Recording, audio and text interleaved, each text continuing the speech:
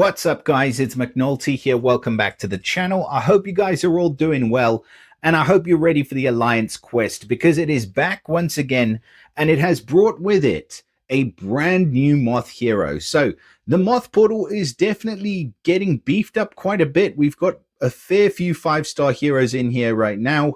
And if anything, that Moth Dust passive is definitely making the rounds in some of the meta defenses at the moment. So yeah, they're definitely pushing the Moth heroes. This is our latest one. We're going to have a close look at LIMEBOIRE.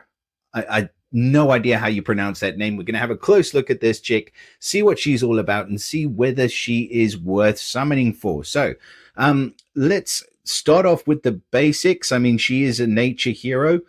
She is of the Paladin class, so she gets some extra defense, and she is of the Moth family. So this is the family bonus that I was mentioning, which is frustrating the heck out of a lot of us at the moment, which is a bonus for 1, 2, or 3 heroes. They get Moth Dust, which gives negative 30% mana generation. If Moth Dust is cleansed or removed, then the target falls asleep and receives 80% increased damage while sleeping.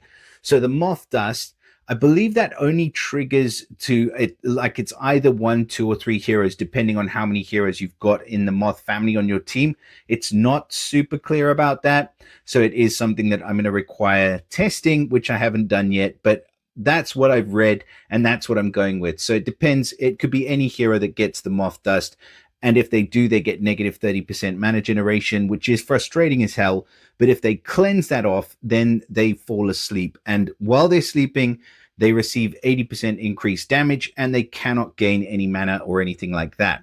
They also get perks in the Night of the Moth event, which is currently ongoing. But that's kind of random. It's neither here nor there.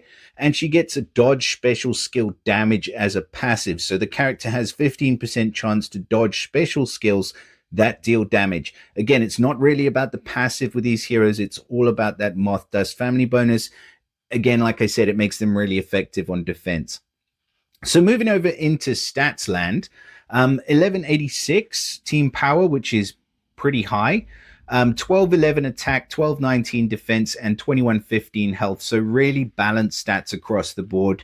And if we look at the ether talent, that's my favorite. Well, one of my favorites at least. Extra 20% defense at the beginning of the battle for 6 turns. So you can add, well, on top of that 1653, you can add another 20% on top of that defense stat. So she's going to stick around. She's definitely going to stick around to do whatever she needs to do. So her special skill is called Dozy Mead, and she's running at very slow speed. She deals 260% damage to all enemies, and all enemies then fall into deep sleep and receive 80% increased damage while they're in deep sleep. So we've seen this deep sleep thing before with another one of the heroes that are recently released, which is this guy. And he's running at fast speed, and he gives a single target the deep sleep effect. And while they're in deep sleep, the only main difference is that the character in deep sleep is woken once it takes 500 damage. Now, I believe that damage can also be from mega minions, but we need to test again. Like, there's a lot about these heroes that we are still figuring out as we go, but I believe that they're not as effective, or the mega minions on a team with these guys are not as effective as they are with some others, where the sleep effect does not or negates damage from minions and mega minions. So that will remain to be seen, but for now, the character that's in deep sleep gets woken once they take 500 damage. So LIMEBOIRE is putting the whole freaking team into this deep sleep mode, where they're going to receive 80% increased damage while they're sleeping. Not only that, but she also steals all the dispellable buffs from the target and randomly distributes them on allies. Again, kind of weird wording in terms of the target, because she is a hit-all hero. I'm going to assume that that means that she's going to be stealing buffs from all, because it says the caster gains 3% mana from each stolen buff up to a maximum of 30% mana. So how the heck are you going to have 10 buffs on a single hero to get 30% mana? I really don't see that happening. But if it applies across the whole team, then that should be a case where if you steal, say, 5 buffs, then you're getting 5 times 3, so 15% mana. plus it's only to the caster. So I believe that where it says target, that means the entire team that she's going to be stealing buffs from. So that's pretty damn strong because it's not just a dispel, it's a steal. And it's a good effect. But you know what? I mean, I'm hearing a lot of people compare her to the amazing Bernadette. And she just isn't that. Like, I don't feel like for me she's going to be that. Like, she's good, don't get me wrong, because it's frustrating. She's putting everybody to sleep, and while they're in sleep mode, they can't gain mana and they take extra damage. But at the same time, there's no like priority dispel, which Bernadette has. And I think that's very important because just dealing the damage up front, I mean, there's a counter to that. Putting the enemies into sleep mode, I mean, yeah, there may not be a counter for that. I think it is, yeah, the effect is uncleansable. So they do need to take damage to wake themselves, but then they're not going to be able to put any buffs on. So it's not going to give you any mana at the same time. I just feel like it sounds good, but I don't think that she's going to be quite as impactful in practice. That's just my personal opinion. I could be completely wrong. She could completely take over the meta and flip it on its head, and then we don't see Bernadette anymore, and we just see LIMEBOIRE.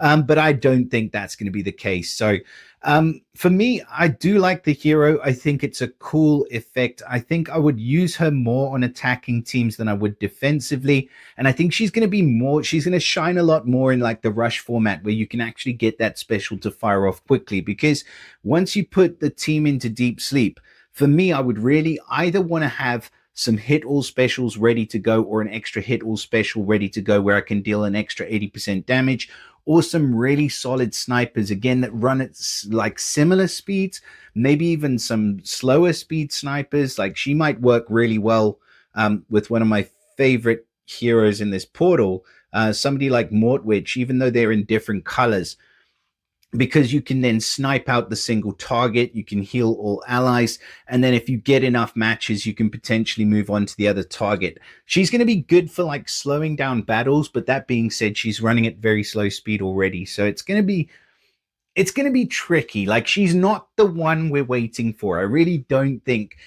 she's the one that I'm waiting for. So yeah, let me know in the comments. So let me know what your thoughts are about this hero. I know there's a lot of hype going on at the moment. So she could, yeah, like I said, she could be the best thing since sliced bread, or she could not. And to me, I don't think she is. But let me know. Do drop us a like and subscribe to the channel if you guys aren't subscribed already. Share it with your mother, and I'll see you again soon. Bye for now.